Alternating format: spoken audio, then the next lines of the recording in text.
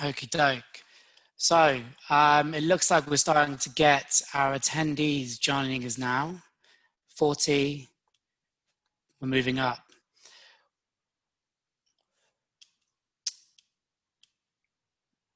Okay, so we'll wait for some stragglers, but we'll just kick off and start talking about what we want to cover this evening. So first of all, thank you everyone who's joined us this evening, and thank you to our panelists. Tonight's topic, for those of you who don't know, is COVID-19, a trial by fire for risk professionals, but what for the future? My name is Dan. I'm going to be the host this evening, and I'm joined by a panel of risk professionals who I will be introducing to you shortly. I must say, it is incredibly strange to be doing this with a headset on, and it's an absolutely real shame that not to actually be able to meet some of you face to face as we normally would, but I hope to do so again soon. There is a poll question in front of you, which if you could please answer, that will give me some idea as to when I may be able to meet you again. So just before we get started, and I'll reiterate this once we get full capacity, but this webinar is going to be held under Chatham House rules. So please don't mention anything you learn this evening explicitly by a panelist name. I'm sure most of you, given the line of work in which you work in, probably know a little bit about Chatham House rules, certainly more than me.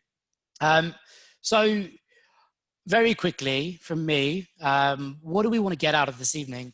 So what we want to do tonight is we want to explore what the journey has been like for risk professionals during the last 6 months, what impact COVID-19 has had on our organizations, and probably more importantly, what impact it's had on our people. We want to celebrate the work that risk professionals have done by protecting our organizations, and look ahead a little bit to see what challenges lie in front of us as organizations, be it directly as a result of the pandemic, or be it other things that we need to turn our attention to. This evening, we are going to try to make everything as engaging as possible.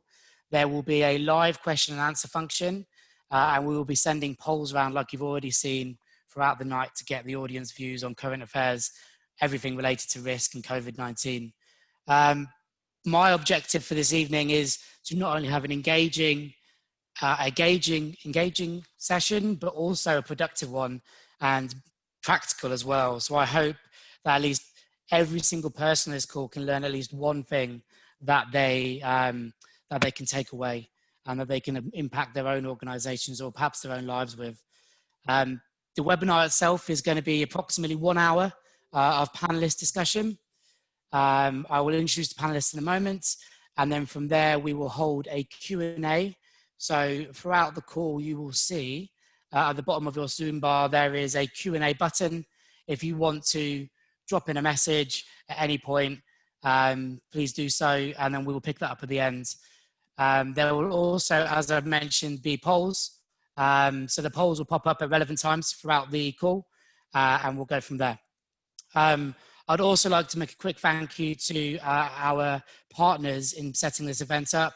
So that is ORIC and PRMIA. I believe we've got panelists in the form of Oleg, but also attendees from both parties as well. So that's our introduction. I would like to move on now just to get a quick brief bio or introduction from each of our panelists. If we can start with you, Ian, can you just tell us a little bit about who you are, what your background is, and can you tell us during COVID-19 and particularly the lockdown period, one thing that you've learned about yourself during this time? Okay, right, interesting. Yeah, so hi, Ian Wright, very pleased to be here. So my background, very briefly, I started life as an auditor and corporate financier with Deloitte, then moved to become a regulator, securities regulator, and then insurance regulator with the FSA as it was then, which dates me somewhat. And then for the last 15 years, I've had senior risk and CRO roles, mostly in the UK, but with a short stint in Toronto. I'm currently European Chief Risk Officer at Canada Life, and I'm also the chair of the Institute of Risk Management, which is a member organisation which really looks at how we can professionalise the risk industry and train and give qualifications to risk professionals. In terms of what I've learned about myself, probably two things. One is that I'm nowhere near as motivated to exercise as I thought I was going to be. And the second is how fascinating and exciting Sainsbury's is. Perfect. And how about Alex, yourself? Same questions. And obviously, What have you learned about yourself? Okay, so Alex Heinsohn, I'm the Chief Risk and Sustainability Officer of Argo Group. Argo is a specialty insurer based in Bermuda with a Lloyd's footprint. I started life as a chemical engineer working in the chemical and pharmaceutical industry, and through a series of very carefully evaluated risks, I moved into the corporate risk function, became a risk consultant, and then moved into insurance, strangely, because I thought Solvency II looked interesting, but I learned better. And what I've learned about myself is that you need boundaries around work-life balance and my need to see the blue sky. Thank you. Oleg, over to you. Hi, my name is Oleg Lebedev, and I'm a partner at Feel Good & Companies, and also a regional co-director of PRMIA London chapter. My experience spans over 24 years in financial industry, primarily in London. I work mostly in risk transformation, either emanating from regulatory change or M&A driven. And having worked directly for banks as a partner in a consulting firm, and as also as an external consultant for banks, I could see that there is a big link between performance of the organizations and the kind of health state, mental and physical health state of their workforce. And this is my primary focus at the moment. I'm helping organizations to uncover additional value trapped in their human capital. Now, in terms of what I learned about myself during this lockdown, probably two things. First is that that it is much more challenging to focus in the home environment. And second one is it's astonishing how much physical exercise is missed by simply staying at home and not going to the office. Thank you. And Bryony, last but not least. I'm Bryony Horvath. I have worked in insurance for about 20 years in various roles, and fell into kind of risk and compliance when insurance brokers were authorised. I can't remember how many years ago that was. I've worked in various organisations, large and small, reinsurance, insurance. I also did a bit of a stint at a consultancy firm, and prior to joining the AA, I was with a fintech. I joined the AA as the Chief Risk Officer 2 weeks before lockdown, so that was quite an interesting experience. And what I've learned, I would say, is in respect of the fact that that kittens and work don't mix. So I was one of those people that thought that buying kittens in lockdown was a good idea, but the amount of very, very serious calls I've had where a kitten or two has jumped up and joined us, yeah, I've learnt that lesson quite hard. Thank you. And as for myself, and if you feel like you've heard enough from recruiters recently and you don't want to hear our Broadgate Search plug, please mute this call now. But I'm the head of sales for Broadgate Search. I have been here since day one, so coming up to 6 years now with the organisation. We specialise predominantly in risk management and compliance recruitment, so this topic is very close to our hearts, and it's been something that has been obviously at the front of our minds for a long time now. Broadgate have, in the period of COVID-19, we have placed nearly 150 risk and compliance professionals, and I believe many of those occupy the audience this evening. So it's great to be with you again. So what have I learned about myself during COVID-19? I think probably controversially, I have learned that I actually miss the commute to work, much like you, Oleg. First of all, the exercise, but more importantly, it's probably the only time of day that I can plan what I'm going to do and reflect on how my day's been on the way home. And it's also the only time of day that I really get to listen to music. So that is one thing I found I certainly miss. So as I said, you're probably bored of hearing from a recruiter now. So I'm going to pass on to our panelists. I'm going to start with our first main question and topic of the evening, probably the most obvious one as well. And I'm going to direct this question to Ian Wright at first. But Ian, how do you feel, for better or for worse, the pandemic has affected the governance and control that we offer in our businesses, and when do you think that might return to normal? And perhaps should it return to normal? Yeah, so thanks. It's a good question. It's I think overall for the positive, actually. I think what we, as I'm sure most organisations have done, is tried to learn as we've gone through this and tried to take away the best things that we can then implement later. So I think the most obvious one is, the speed of decision making that had to happen very early on, right from the very beginning, in terms of, right, staff can't get into the office. How are we going to make sure they can work? How can we make sure that we look after their well-being? And that decision making could be made in the complete absence of controls, but actually I don't think was generally. It certainly wasn't in our organisation. And I think one of the real positive things for me is that risk was at the table in all of that. I think we leveraged very heavily off business continuity processes that we practiced and looked at several times over the years, which obviously have a very high degree of risk management and control engagement in. And even though the business continuity practices aren't entirely relevant for what we've just been through, they're more for a short-term disruption to business, more where you shift people into a hot desk area where it's all set up to go. The processes and the philosophy underlying that worked pretty well. And as I say, risk was engaged through that. I think boards were well engaged. So we always remember to bring boards along with us. From very early on, we set up at times actually daily updates, but weekly and now monthly updates to the boards about what's impacting our business and how are we reacting and actually how are we trying to get ahead of it. And the reason I established that primarily was basically to keep the boards off our back. We needed to make sure that boards were engaged, and what we didn't want was the boards just all calling up various people all the time to ask for updates. We found it much easier to coordinate updates to them.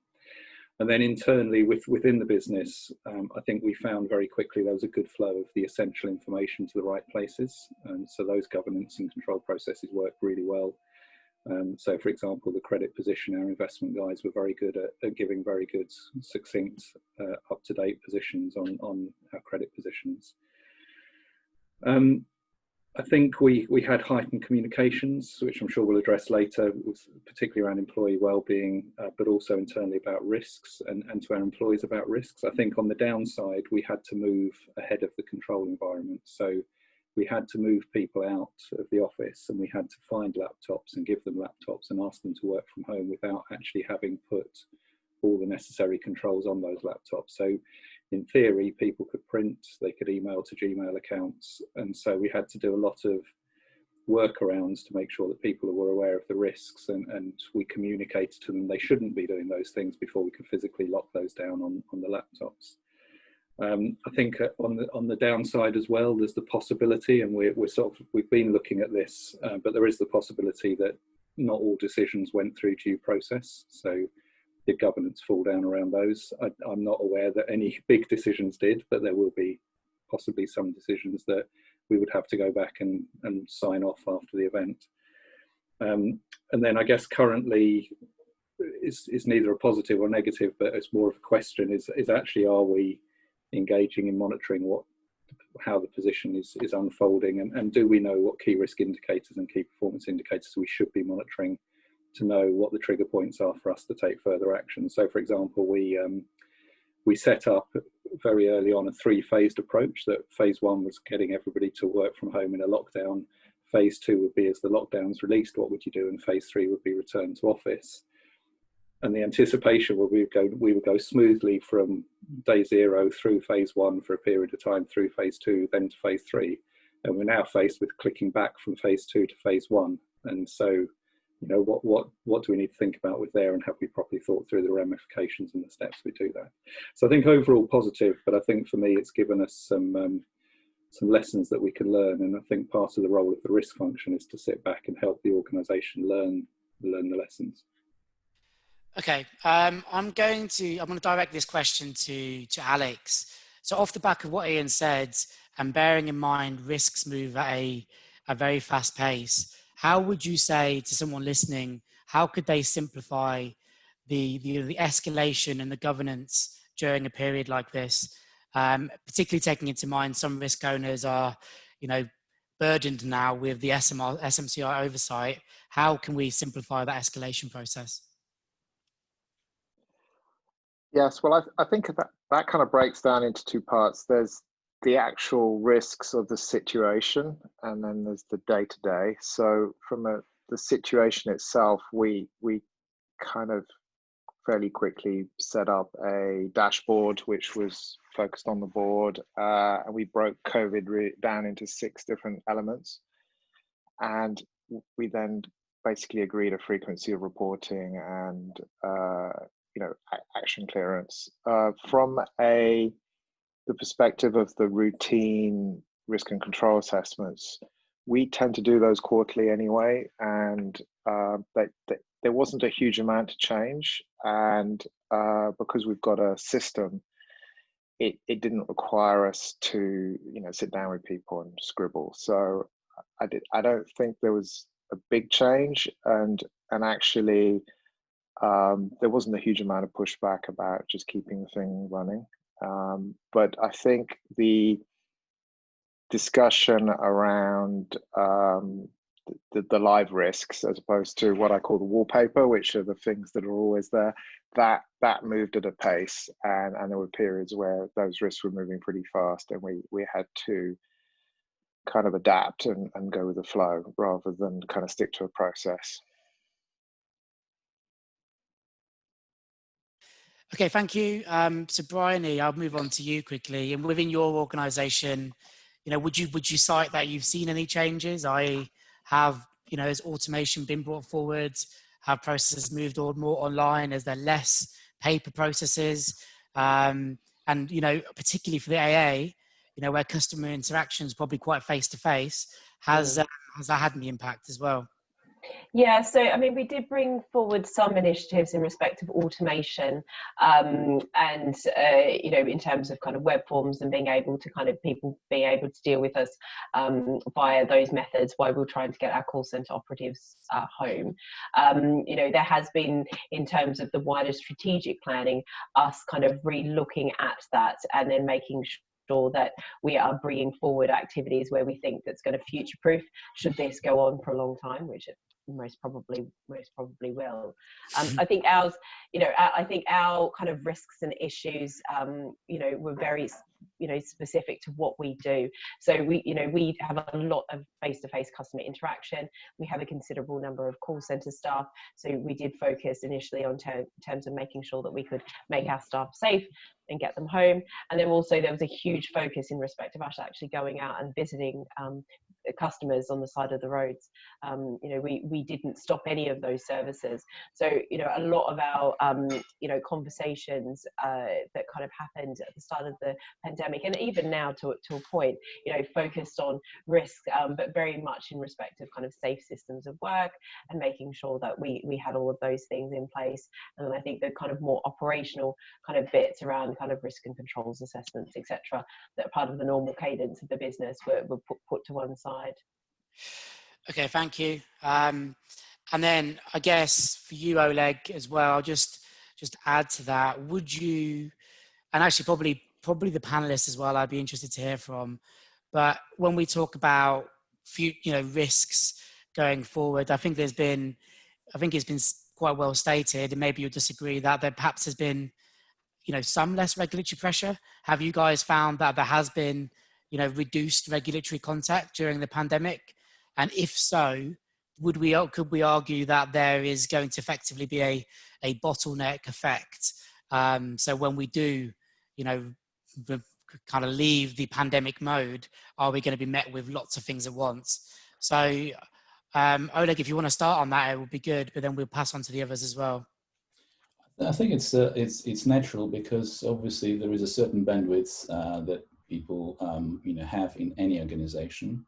Plus the environment, the outside environment dictates most probably a bit more lenient sort of attitudes from regulators. They understand the difficulties that companies are going through, and therefore they don't want to add additional pressure on that. So I think it's understandable that it is less of a pressure, but I think people still maintain at the back of their mind that it will come back at some point when things hopefully get better. Okay, I'll open that up to Ian, Alex, and Bryony. Obviously, you're all chief risk officers. First of all, do you agree with the statement that I made saying that the regulatory contact has gone down? And if you do or you do not, do you think that will result in a bottleneck effect in the future? I mean, I don't know sort of Ian and Alex's experience, but certainly in the early stages of the pandemic and lockdown, it was a daily call with the regulator that then moved to weekly. Certainly from being a consumer-facing organisation, there was a lot of activity in respect of customer and customer vulnerability, lots of kind of questionnaires coming to and from the regulator. I mean, it did feel like, and again, Alex and Ian can put their kind of overlay on this, but it did feel like at the initial stages it was very much we're all in it together, trying to figure out kind of what this means.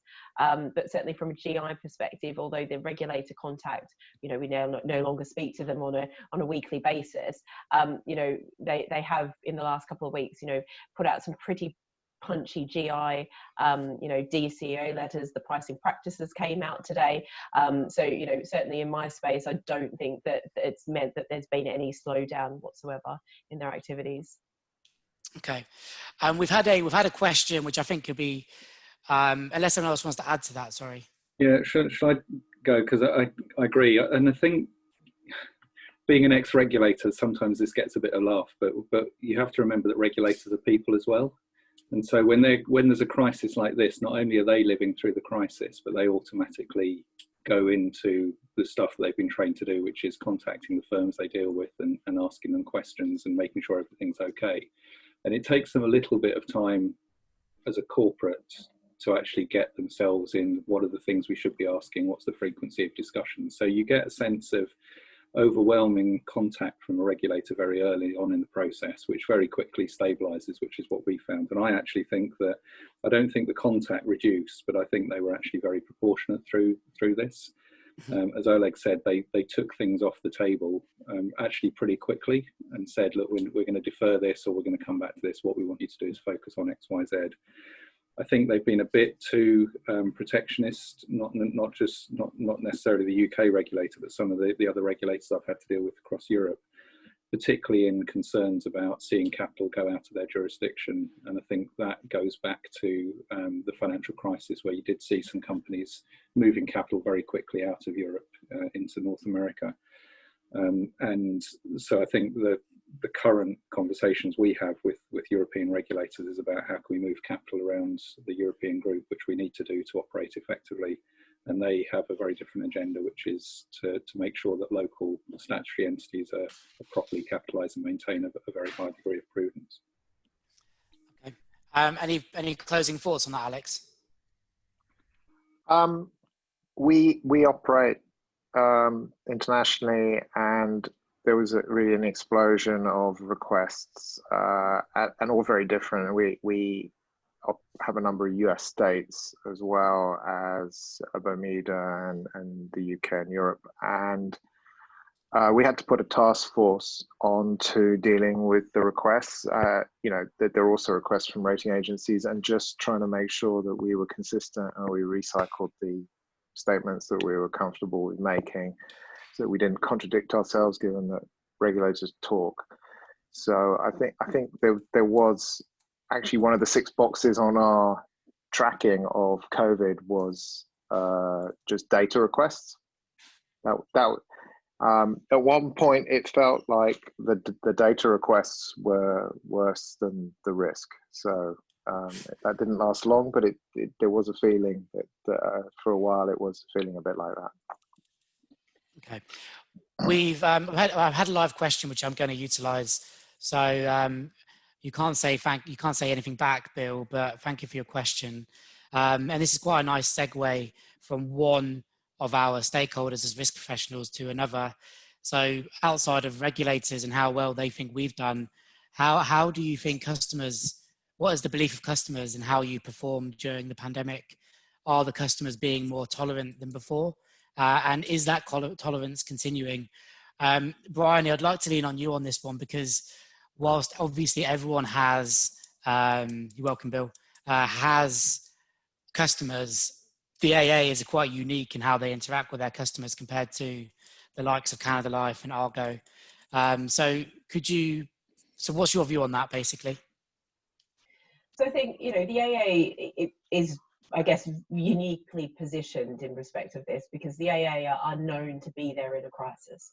That's why we get called. If there's a massive snowstorm or what have you, the AA is there. And I think that, largely the customers have been, really grateful for the AA being there, and being there in a way in which actually is quite mindful of obviously the pandemic and the safe systems of work. And certainly from an organisational point of view, culturally, I think we rise when it comes to the things like this. And there's been a couple of incidents that kind of stick in my mind in terms of people who have been isolating, who've called in our call centres, and there were a group of people within the New Capital office that actually started sending out cards to lonely customers.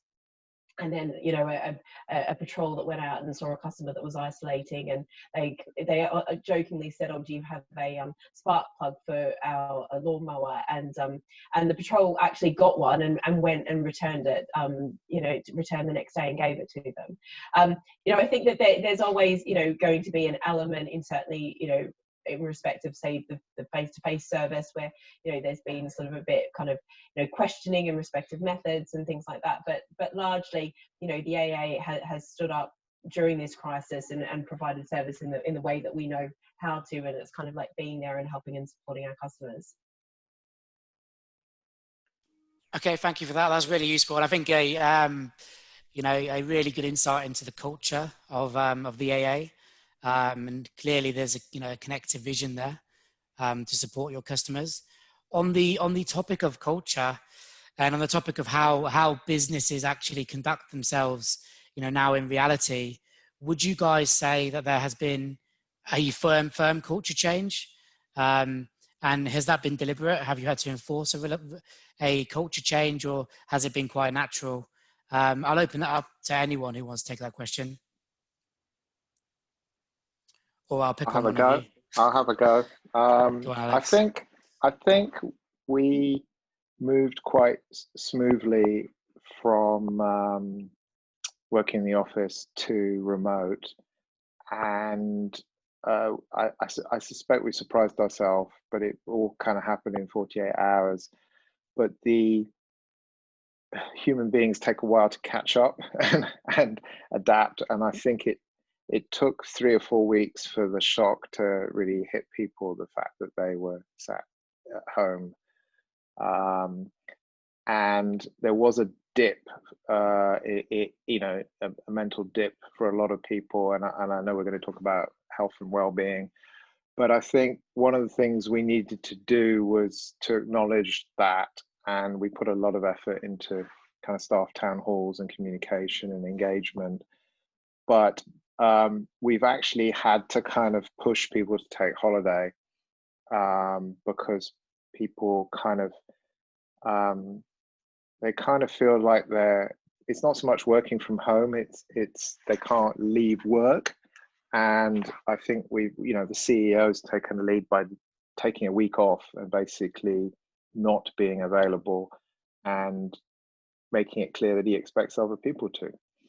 And I think that sometimes it takes that, because I think people are starting to run themselves into the ground, and that's not what we want, but people somehow felt that that's what was expected. Yeah, shall I go next? I don't think our corporate culture has changed. I actually recognise a lot of what Alex has just said in terms of people dipping, in terms of motivation, and actually putting your arms around them, and you know, making sure that we look after well-being. And I think we always prided ourselves on being an employer who looked after our staff, but I think we had to ramp that up in terms of obviously looking after well-being and making sure that line managers knew what they needed to do to talk to their staff, and actually, you know, just reminding them that they needed to check in with their staff. I think the big cultural issue for me is the lack of sort of water cooler moments, and the lack of being able to bump into people in corridors. And so you've seen a lot of sort of things around that happen, where, you know, teams will go and meet in a local park or something, and obviously now less than 6 of them, but they go and meet up, or people have been meeting up for a coffee, or even when you're on a Zoom call or a Teams call, you know, the first few people that get on the call, you're just chatting, you're just gossiping about such and such, or you're just catching up with people. And I think there's much more tolerance around those sorts of things. Go on, Bryony, sorry. I was going to say, I think one of the other things I think it does, it's helped to actually humanize a lot of people.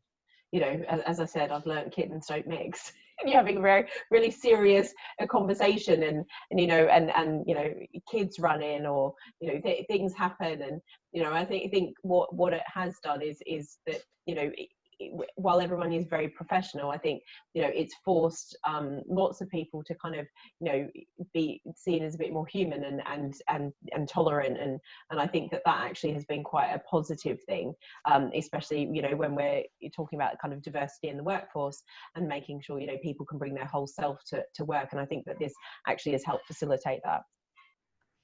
Just to add to that what Ian said, I think the organizational culture cannot change overnight.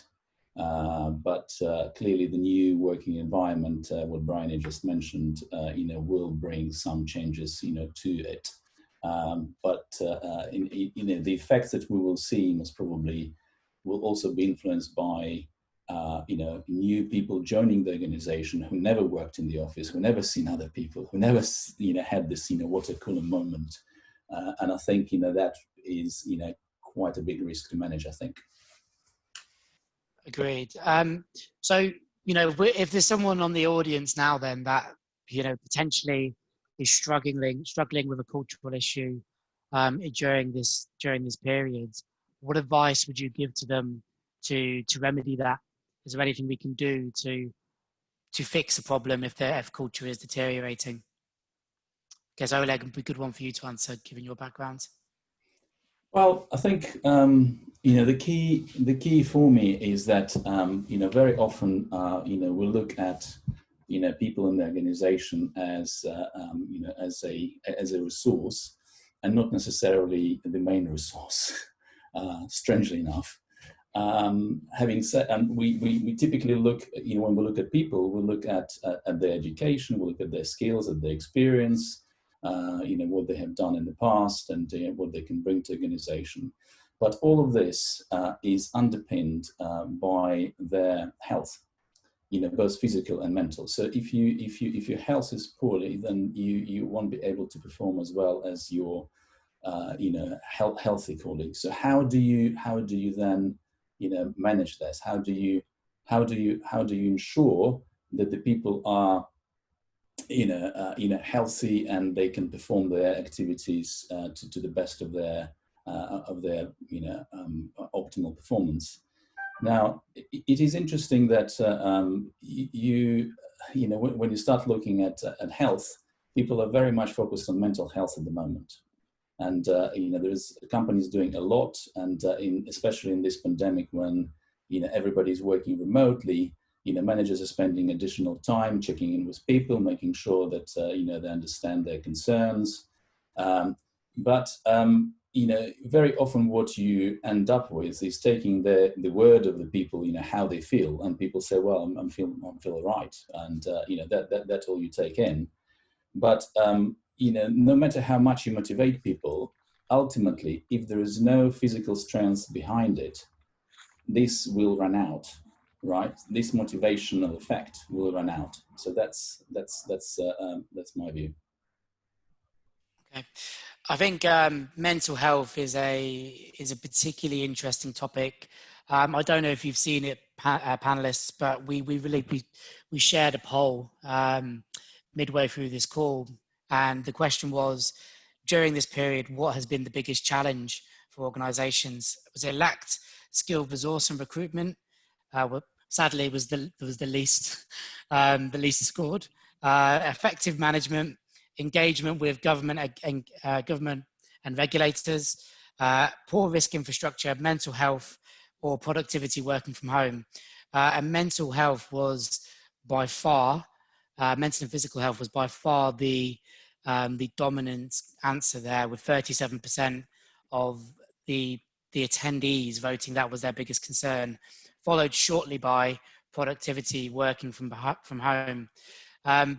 This is quite insular, and this is focused to risk managers, but a recent study came out, I think it was just last week, that 49% of risk managers felt themselves to be less productive when working remotely, when operating a second line position.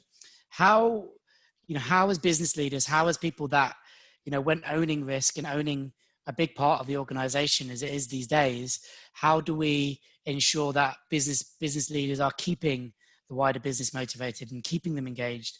What steps can people and our audience take to ensure they do that? I'm going to pick on Ian on this one. Yeah, so it's a really tricky one, because I don't think there's any right answer, and I don't think there's any one thing that you should do. I think communication is absolutely critical, and you can only really communicate if you've got a culture where your employees trust you, that it's not just corporate speak. You're not doing it because you feel you have to. It's your employees feel that you're doing it because actually you do care about them. And I think I work in an organisation, luckily, where we have that culture. I think it's also really difficult for senior leaders. We all sit around and we're zooming in, and pretty much all of us have our own office at home that we can work from, and it's nice, and you're not too distracted. It's really difficult to put yourselves in the shoes of people who are much earlier in their careers. You hear stories of people having to balance a laptop on their bed or on an ironing board, and they live with 5 flatmates, some of whom are furloughed, some of whom aren't, and it's really difficult. And so actually trying to put ourselves in that position and trying to sort of say what would actually make your life easier is, even in only a small part, is some of the stuff we do. And so making sure that people have proper chairs, proper desks, proper normal health and safety concerns that people have working from home. Making sure, to Alex's point before, that people take holiday and take time off, and stressing that actually try and work a work day. Now, you may flex the work day because you may have childcare needs. You may have a partner who you can flex and accommodate, both of you accommodate childcare or whatever. Being flexible, but saying do switch off, do go for holiday, do turn your laptop off, don't pick up emails at particular points in time. And I think it's just all those sorts of things, trying to sort of just see what will make people's lives easier, because we don't know how long this is going to go on for. Boris is now saying potentially another 6 months in the UK. This could be a long time, and just whatever we can do to make life easier, and also getting feedback from people through the normal management lines and through sort of town halls, as Alex said, and other mechanisms to say what could help. But I think by and large, actually, people are very tolerant. I think people know that, this is something that's outside all of our control. We all need to get through it the best we can. And that helps, to be honest, helps a huge amount. Thank you, Ian. Any more comments on that from the panel? I think there's 2 parts to this.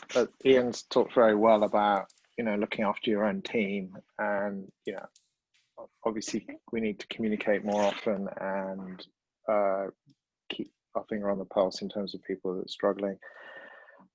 I think the other job we have is, if we get a sense by talking to colleagues that it's more than just some isolated people, there's a trend, or there's a trend in an office or a function that's struggling, then we need to kind of put our hand up and talk about it. And I know that in our company, we made a decision not to reopen. We were going to potentially reopen some offices in September, and in the end we only opened one, and some were put back to January. And a very strange thing happened. People had really very little intention of going to the office, but just the fact that it was there and available to go to if they chose somehow was giving them a bit of a safety valve. And so there was a little bit of a reaction to that people went, well, actually, that is a problem. And so, I saw that in a few spots, and I started kind of feeding back that maybe we needed to review that decision periodically and just test whether we got the balance right, rather than kind of kick the can down the road for 3 months. So I think sometimes, and I think what may have happened is people gave us, because we didn't make the decision without asking people. It's just that people's circumstances changed. Children have gone back to school. The nights are getting dark. It's getting darker earlier, and people may have changed their mind. So yeah. Okay. Can I just add as well that I agree with everything again that Alex has said. We are also obviously by definition risk managers here, and so there are heightened risks that have come out of this, and so and some of those risks may arise because our people aren't supervised in the same way as they have been in the past, or you've got malicious third-party actors. But we can't ignore the fact that actually somebody who is inside our organisation that wants to do us harm may find it a bit easier to do that. And so we've got to increase our vigilance around things like cybersecurity, internal fraud, external fraud. So that's also a very important part of our role.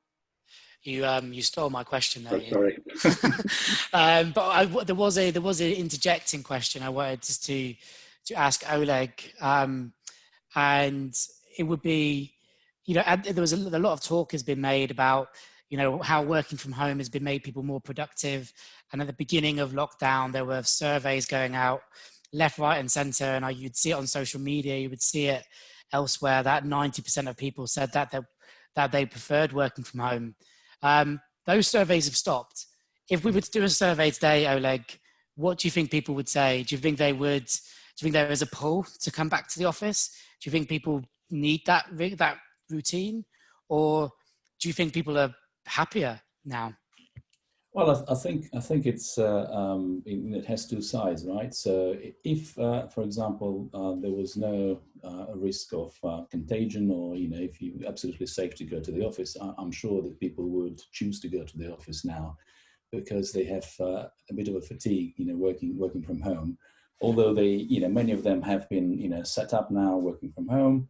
But from my experience, working from home, actually you work more, and you have less free time, because it's always there. So the lines between the work and your home are blurred.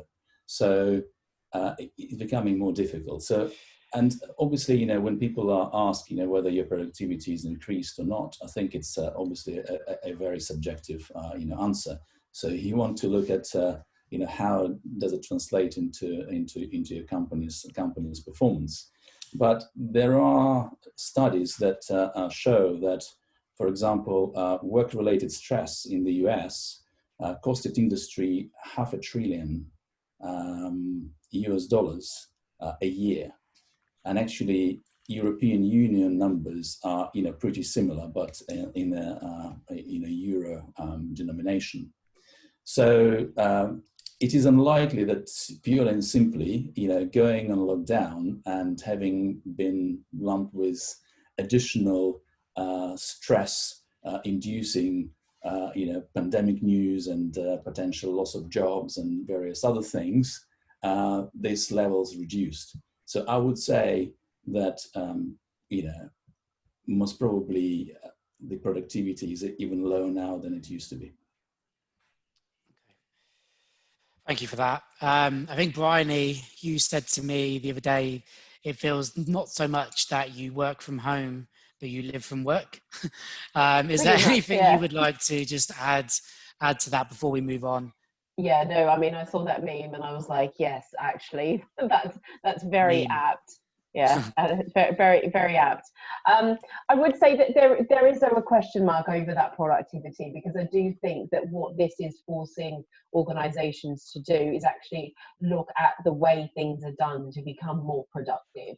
So while you know, there is kind of fatigue potentially, you know, setting in and already set in. Certainly, I know within my organisation, you know, this has been an opportunity to actually really look at what we're doing and how we're doing it. And I also think, as kind of risk professionals, what it's also enable us to do is actually kind of really show the value to the business and concentrate on the work that absolutely needs to be done, rather than some of potentially the busy work that has happened just because, you know, that's kind of work. So you know, I think it's kind of swings and roundabouts on that point in respect of productivity.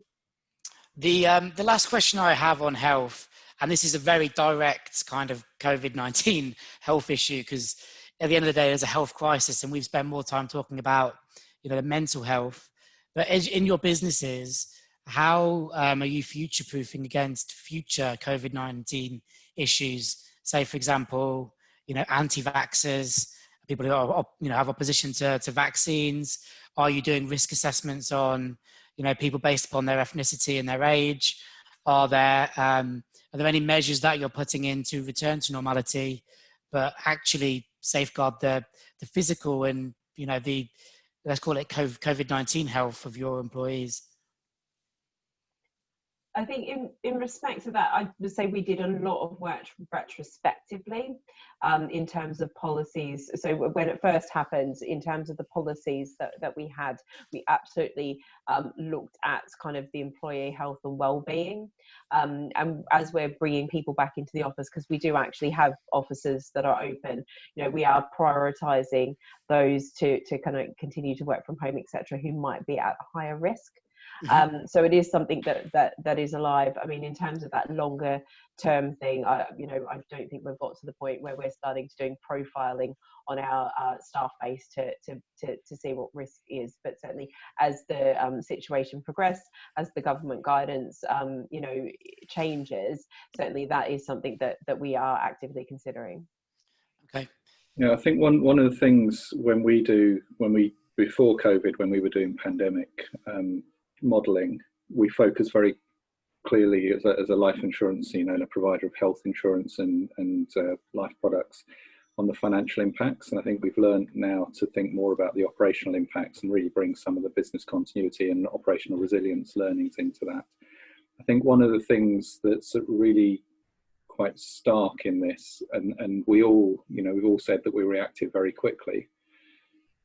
COVID doesn't attack generally healthy working age people, and if you'd had a pandemic that did attack working age people, the response would be very different. It would have taken us longer to respond, and that's why, even though we all reacted quickly, we can't forget that you've got to have proper controls, proper processes, because what if only 3/4 of your staff are able to work, or whatever the number is. Okay, I'm gonna just conscious of time, I'm gonna move on for a moment in terms of, you know, the challenges of COVID-19. And my last kind of COVID-19 related question, and I'm probably going to aim this one towards you, Alex, is can we identify, and I think one of our audience, Sarah, has kind of alluded to this as well, is what opportunities come from COVID-19, you know, be it in its very nature or be it as a result in changing customer behavior? Yeah, I think for us, we've seen, and we've coined the phrase "going back better." We've seen an opportunity to really rethink work and how we do it. So some small things like really pushing out the last analog processes, so everything is digital.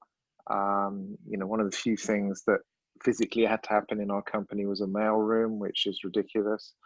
And we were squeezing that out.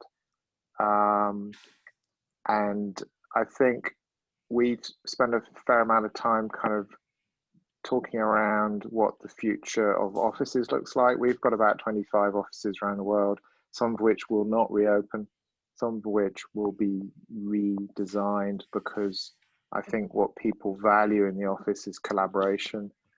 And there's very little point commuting an hour or two to go to the office to work by yourself. So we did not have hot desking.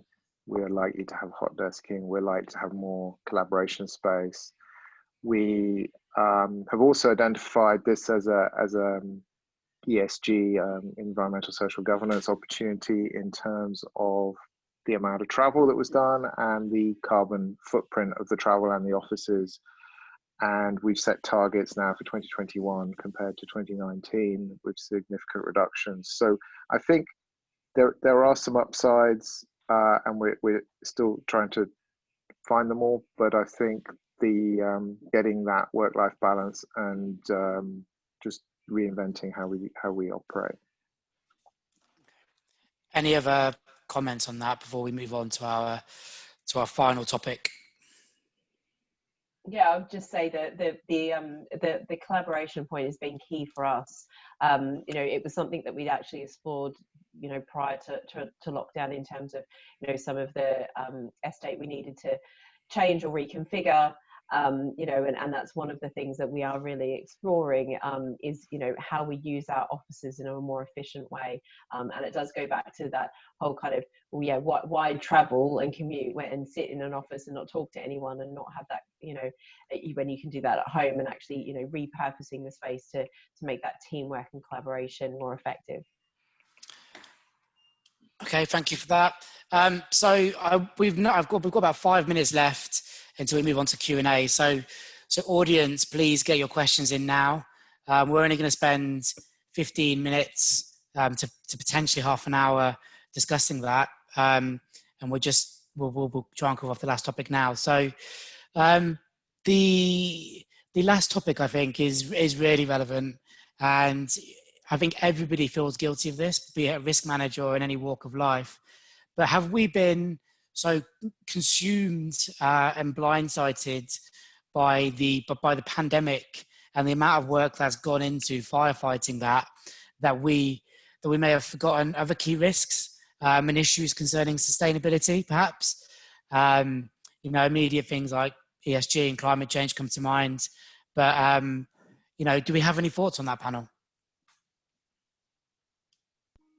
So I don't think we've been blindsided and forgotten about them. I think we've definitely deferred work on them. And I think partly that's been helped by the regulators not pushing some of their regulatory agendas, particularly around climate change.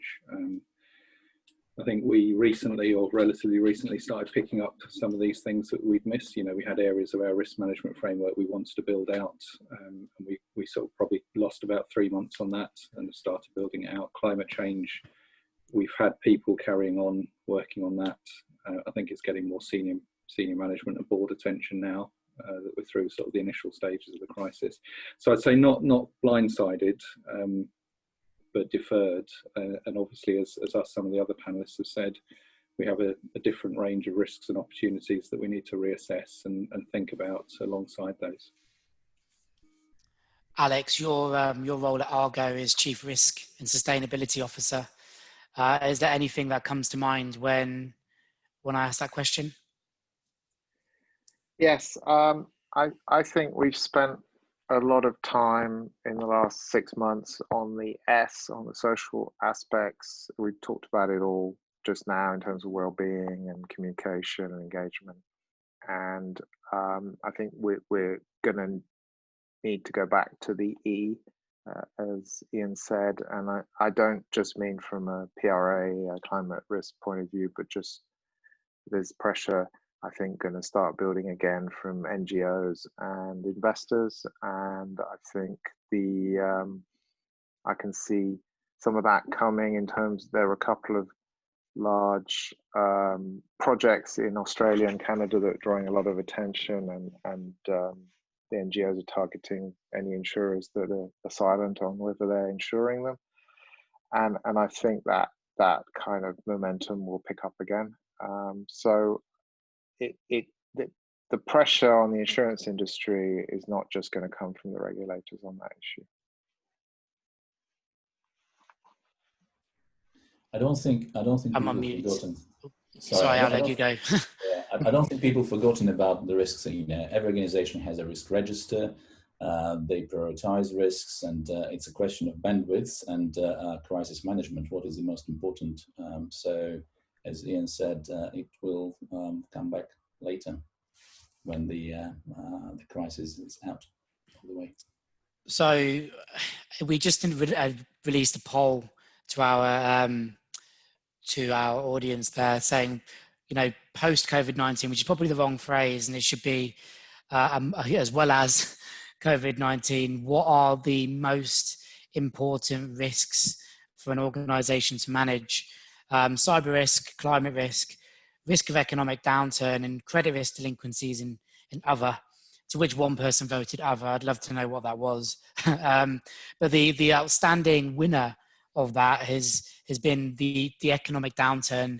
And when someone says that, you think think of the end of the furlough coming up, you think of unemployment. What do we need to be mindful of there is business leaders, risk managers, but also human beings. What do we need to be mindful of as we go forward from a, let's call it a recession point of view? I think it's interesting that kind of, because I think the risk of, the risk of economic downturn, when you think of a business perspective, it just means, lower business and lower EBITDA. But actually, I think, for lots of organizations, it's the peripheral risks that sit around that. So actually cyber, fraud, credit delinquencies, and then I guess the kind of, pressures in respect of, culture and behaviors of organizations, within a recession. So, while economic downturn is a risk in itself, actually, I think for me, and certainly the organization I'm in, it's the other risks that lead from that, that are things that we are concerned about. Okay. Anyone like to add to that at all?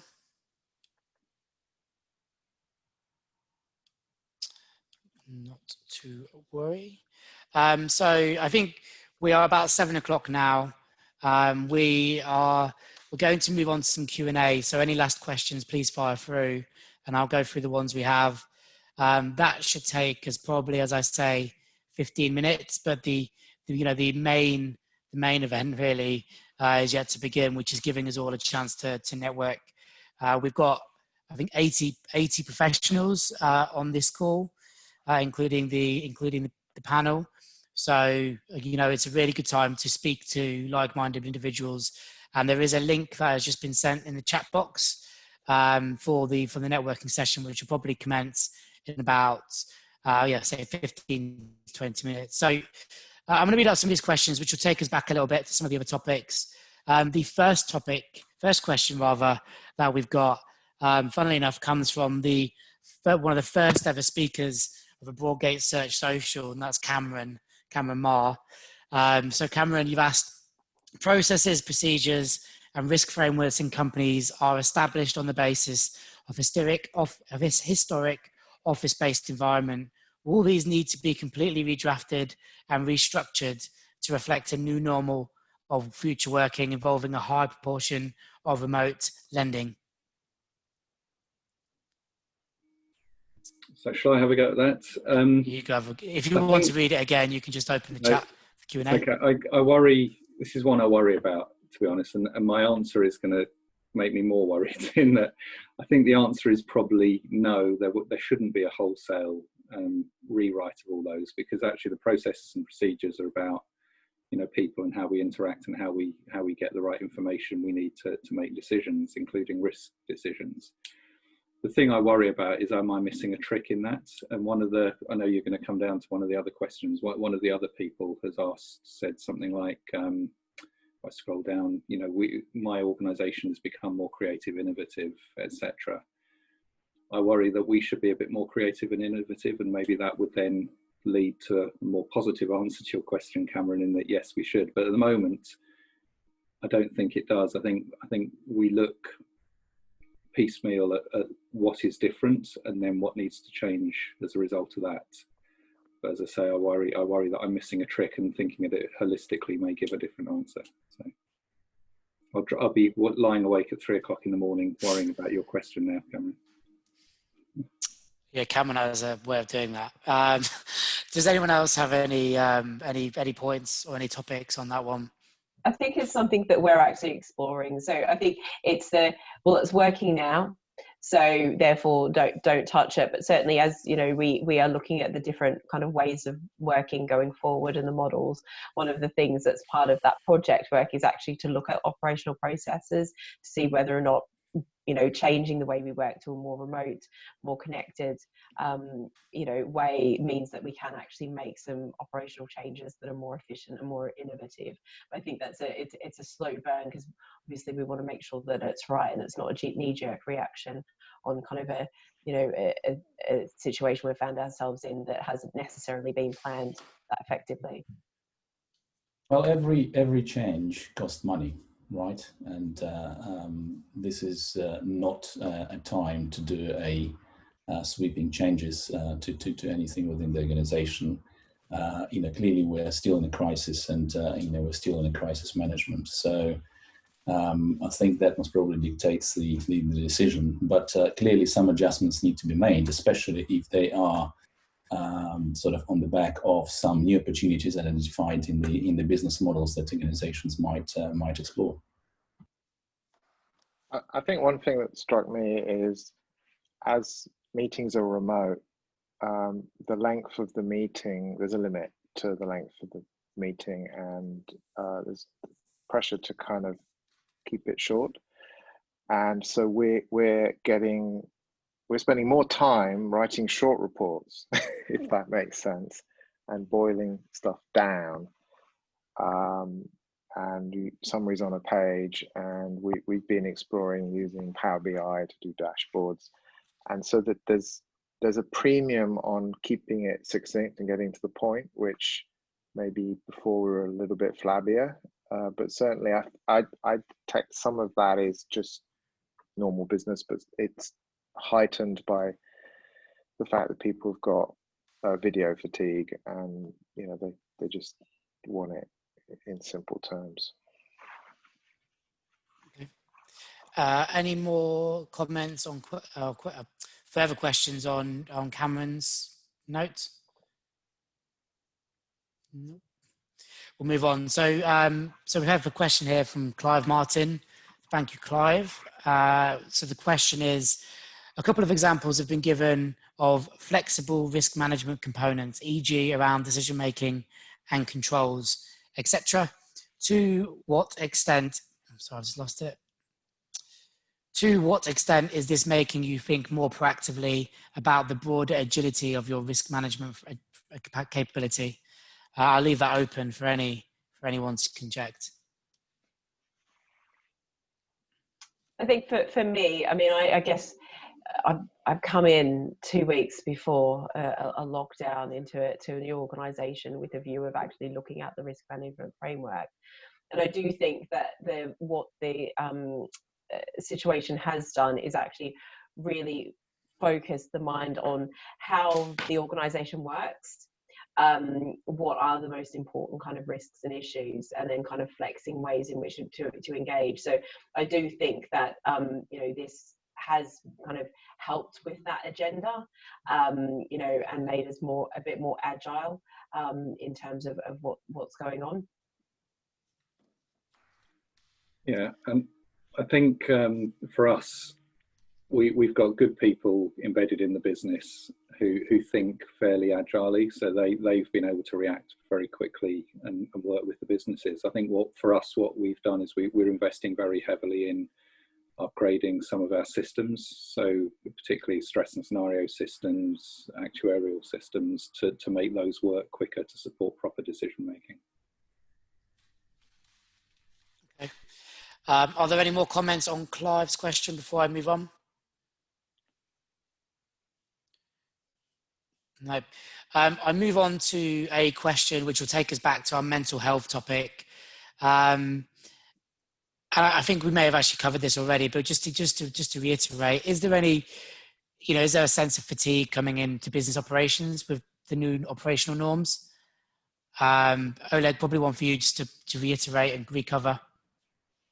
Well, clearly there is, and the question is how to deal with it. And I think you rightly said that we already covered it, and I think there are two elements to that. One, of course, is making sure that people are staying engaged, and this is done through communications, through checking in, through the management, and perhaps even having the calls with the team, even sort of simulating the kind of the night out, whatever, having sort of meeting with a glass of wine. But what underpins it all is physical activity, and I think this trick is often missed. And without physical activity, the mental activity will subside. Okay, so two final questions, and then we can enjoy some of that meeting with a glass of wine. That can be the next thing we do. So, a question from Sarah Thomas. Thank you, Sarah. So, some risk and issues present opportunity. For my company, it has made us more innovative, creative, and efficient, and in some ways more collaborative. Do the panel think they have sought to explore opportunity from risks associated from this disruptive time? So again, I think something we've kind of covered, but if there's any more points on that, please, if you can mention it now.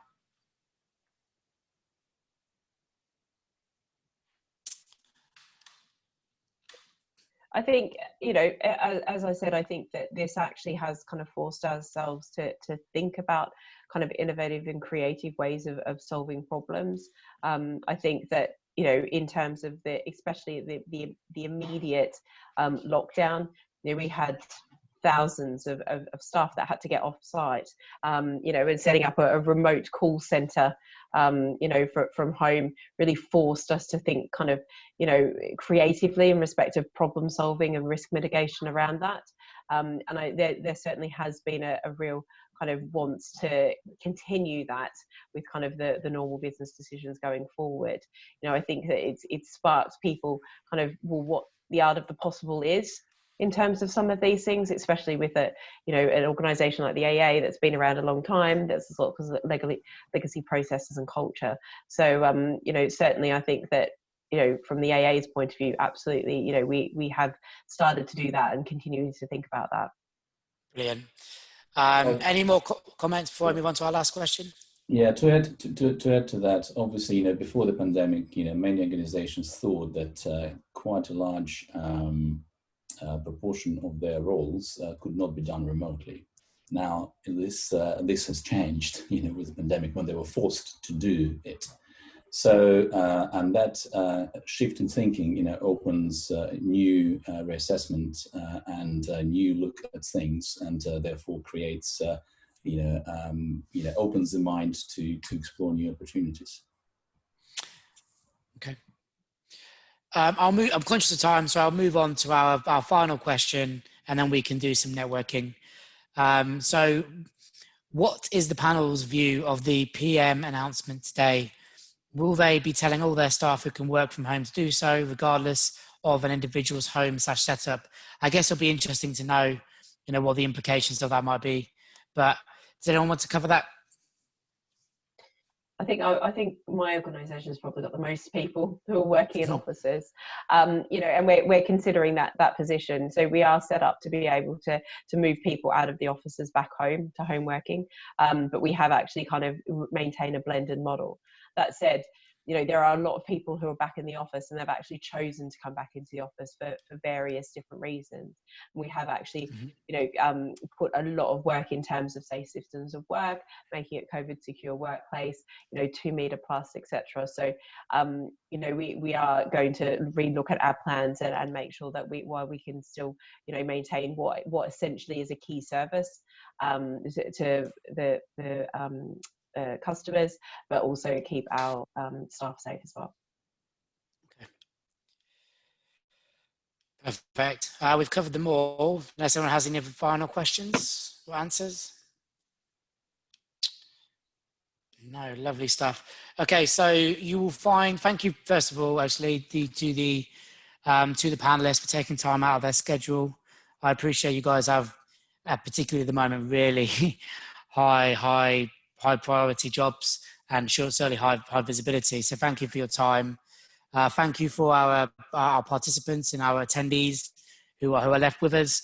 I think it's been a productive hour. I think we've all learned something, and hopefully we can all take something forward. I'll be really keen now to encourage all of you who remain to join us on a breakout room for a short while, just to have a networking session. So if you open up your chat box at the bottom, you will see the virtual networking discussion, which has started 10 minutes ago. Maybe there'll be some people waiting for us in there. And I'd look forward to seeing you on the other side. Thanks, everyone. Cheers. Thank you, Daniel. Thank you.